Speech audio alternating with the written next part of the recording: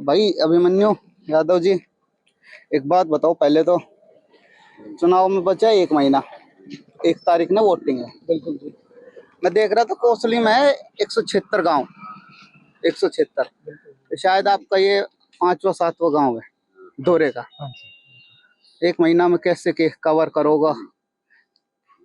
मैं पिछले ये अभी लोकसभा इलेक्शन में पार्टी ने मेरी ड्यूटी लगाई कि आपको अपने इलाके में प्रचार करना है, क्योंकि आप सरकार की एक एक नीति से वाकिफ हैं।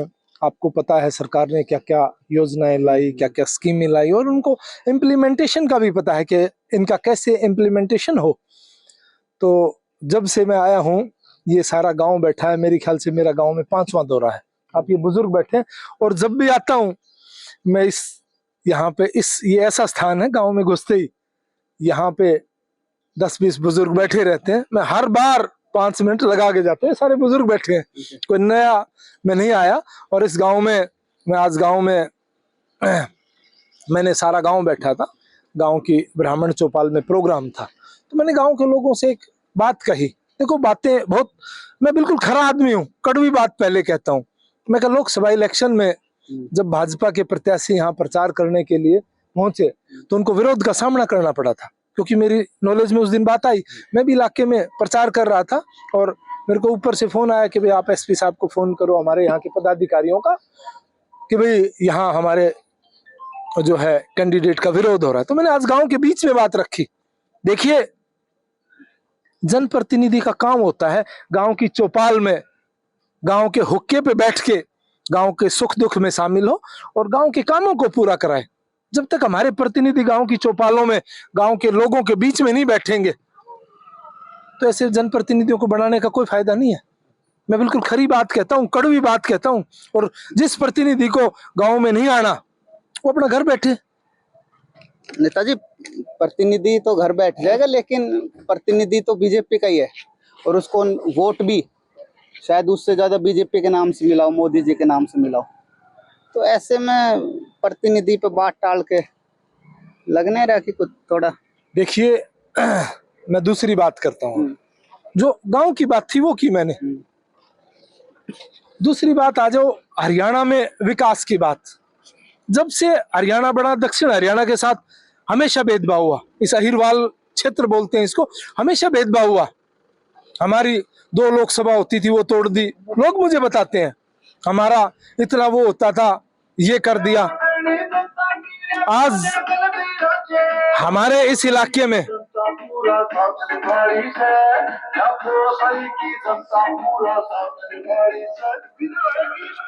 जहां का मुख्यमंत्री होता था वहीं विकास होता था।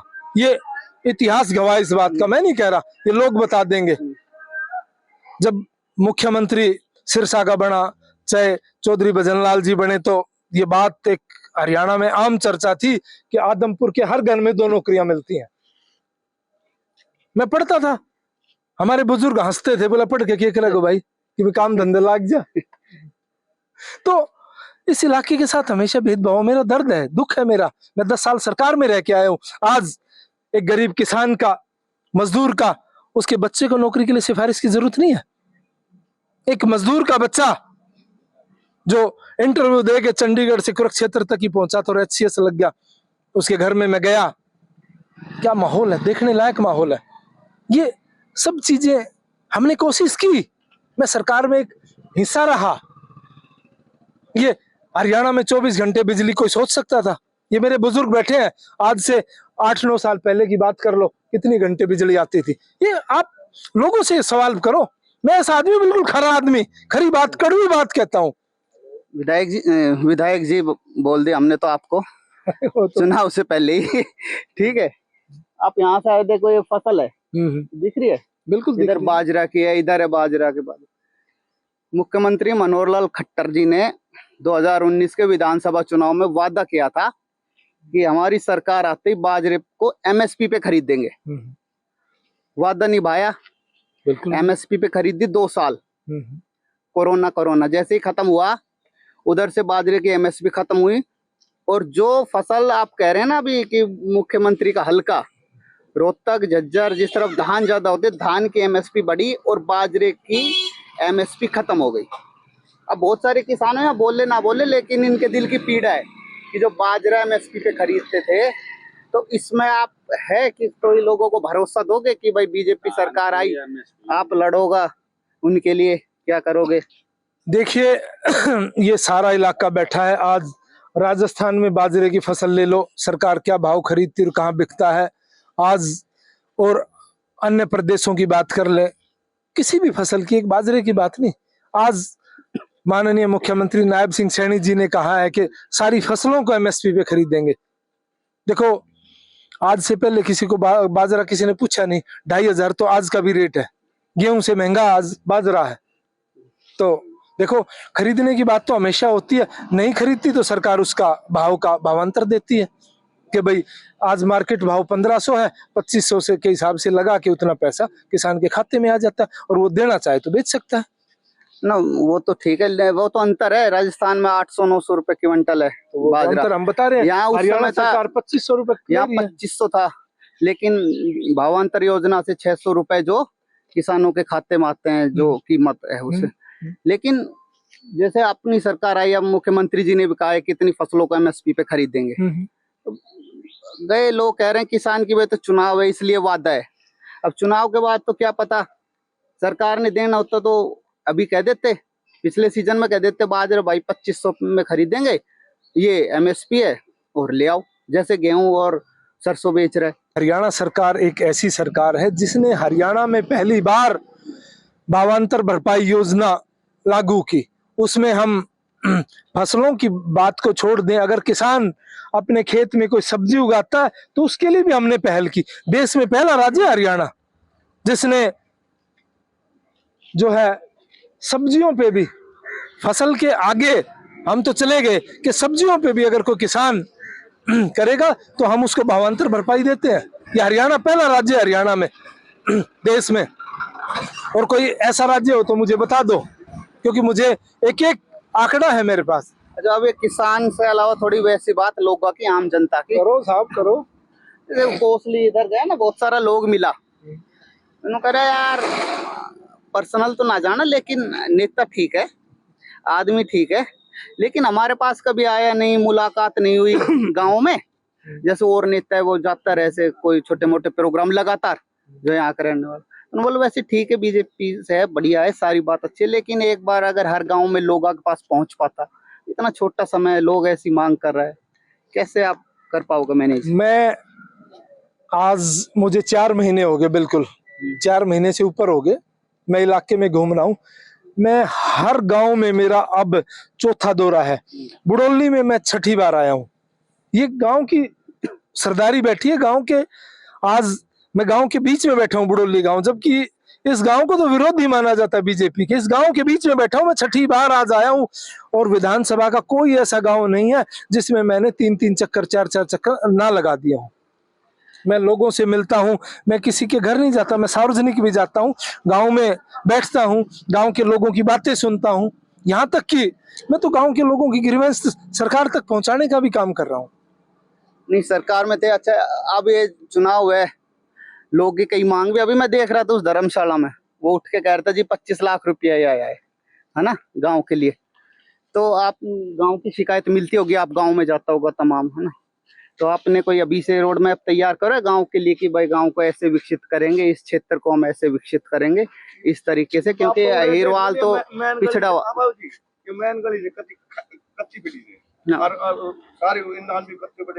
वो ऐसे ही आपने कुछ दिमाग में है रोड मैप, गांव को कैसे विकसित? देखिए मैं पिछले 4 महीने से आया हूँ, लोगों की बातें सुन रहा हूँ, जो जो कमियां उनको कराएंगे। देखो पहले हमारे विधायक हैं, उसमें मैं बीच में कोई इंटरफेयर नहीं कर सकता। मैं अब आया हूँ, मैं सारी चीजें देखूंगा, और मेरे से जितना हुआ मैंने पिछले 4 महीने में पूरी कोशिश की है लोगों के काम कराने की। जो डेवलपमेंट में कमियां रह गई थी उनको पूरा कराने के लिए मैंने सरकार से पूरा हर संभव प्रयास किया है, और लोगों के काम शुरू हो गए हैं काफी जगह।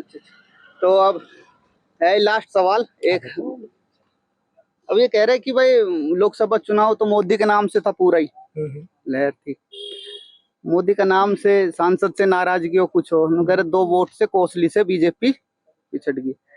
अब तो आपका पर्सनल वोट होगा कुछ, कुछ जो विरोधी है उसका भी पर्सनल वोट होगा।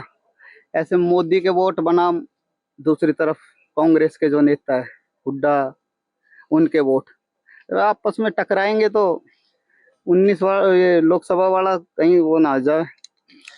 देखिए जब से हरियाणा बना मैं इस सरकार में हिस्सा रहा हूं, 10 साल मैंने खूब काम किया है। आज तक एक किसान के लिए, जो एक गरीब आदमी के लिए जिस तरह से भारतीय जनता पार्टी की सरकार ने काम कर दिए, आज तक कोई सरकारें कर नहीं पाई है। मैं एक विषय छूता हूं। देखो, एक किसान है, अब फसल बोता है, उसको उगाता है, उसको पानी देता है। जब दिसंबर का महीना में पाड़ो पड़ा ना, तो किसी बच्चे को ये कह दिया जाए कि रात न लाइन बदलनी है, तो वो सबसे मुश्किल काम होता है, उसको भी करते हैं। फिर फसल काटते भी हैं, ट्रैक्टर में भी लादते हैं, और जब उसको मंडी में सरकार को बेचने जाते थे तो सरकारें आड़ती के खाते में पैसा जाता था। किसान का पैसा, किसान की फसल का पैसा आड़ती के खाते में। ये विडंबना।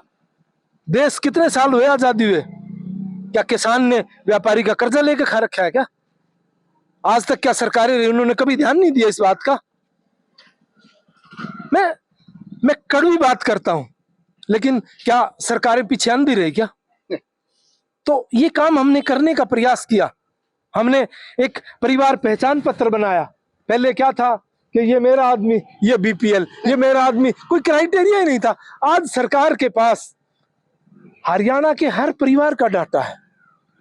उसको पता है किस परिवार की आय कितनी है, किसका बीपीएल बनना चाहिए, किसको पेंशन मिलनी चाहिए। आज एक 60 साल की आयु का व्यक्ति, उसको पेंशन के लिए धक्के नहीं खाने पड़ते, उसके घर बैठे पेंशन आ जाती है। एक हमारा युवा जिसको डोमिसाइल रेजिडेंस सर्टिफिकेट बनवाने पड़ते हैं, किसी को कुछ सर्टिफिकेट बनवाने पड़ते हैं, आज वो ऑनलाइन अप्लाई करता है, सुबह शाम तक उसका सर्टिफिकेट बन के आ जाता है। आज किसान को जो 2 रुपए, 20 रुपए, 200 रुपए के चेक देखने 2014 से पहले, इतिहास गवाह है। इस गांव के लोग भी बता देंगे कि देखो, मैं ये नहीं कहता कि मेरी पार्टी ने किया, पर ये सत्य है कि 20-20 रुपए के, 5-5 रुपए के, 10-10 रुपए के चेक आते रहे। मेरे पास सारे डाटा है, मेरे मोबाइल में फोटो है, मैं दिखा दूंगा। इस गांव का भी डाटा है मेरे पास, क्योंकि मैं सरकार में रहा। मैंने एक गांव का डाटा ले लिया। जो सरकारें ये कहती है ना, ये किया वो किया, क्या उनको 10 रुपए 20 रुपए के चेक दिखते नहीं थे क्या? या किसान भिखारी था? 2-2 रुपए के चेक, 2-2 रुपए के चेक आए। तो मैं अपने काम के दम पे हमारी सरकार की बात करता हूं। मैंने सरकार में काम किया है, मुझे पिछली सरकारों का भी पता और इस सरकार का भी पता है। तो हरियाणा में इस बार बीजेपी आ रही है? बिल्कुल आ रही है, तीसरी बार भारतीय जनता पार्टी की सरकार। और हम जैसे युवा जो एक मैदान में उतर चुके हैं पार्टी के प्रचार के लिए, वो तीसरी बार लाके ही छोड़ेंगे। क्योंकि मैंने देखा है जिस तरह से मेरे आने से दक्षिण हरियाणा के युवाओं में जोश आया है, और मैं खुद इस बात का गवाह हूं कि अगर मुझे मौका मिला तो इस इलाके की तकदीर बदल देंगे। और सारा दक्षिण हरियाणा के युवा मेरे साथ है। यहाँ के जो विधायक हैं क्षेत्रीय, नाम ले लेता हूँ, लक्ष्मण सिंह यादव, बड़ी नाराजगी है लोगों में। और अभी जो कल परसों में कोसली में जो हुआ मीटिंग में, तो नाराजगी, ऐसा लग रहा है पार्टी में अंदर खाने, इतना मन मुटाव, टकराव, उसके बाद कैसे एकजुट होके आप कह रहे हो कि लड़ेंगे, पर कैसे? देखिए, सरकार ने खूब काम किया है। लोकल प्रत्याशी की हो सकती है आपस में किसी से, और ये तो ऐसा कोई बड़ा विषय नहीं है। कार्यकर्ताओं के बीच में आपस में मनमुटाव हो सकता है, वो कोई वैचारिक मतभेद नहीं है, और वो उनकी पर्सनल है, उसमें मैं कुछ नहीं कहूंगा। बाकी सरकार ने खूब काम किए हैं, और हमें मौका मिलेगा तो हम दिखाएंगे भी कि काम कैसे करते हैं। तो ये हमारे साथ थे अभिमन्यु यादव, जो पूर्व मुख्यमंत्री के ओएसडी थे और कोसली से ताल ठोक रहे हैं। अभी मुख्यमंत्री का भी ओएसडी हूं भाई। अच्छा, वर्तमान मुख्यमंत्री के भी ओएसडी है, जो कोसली विधानसभा से ताल ठोक रहे हैं। देखते हैं चुनाव में क्या होता है। धन्यवाद।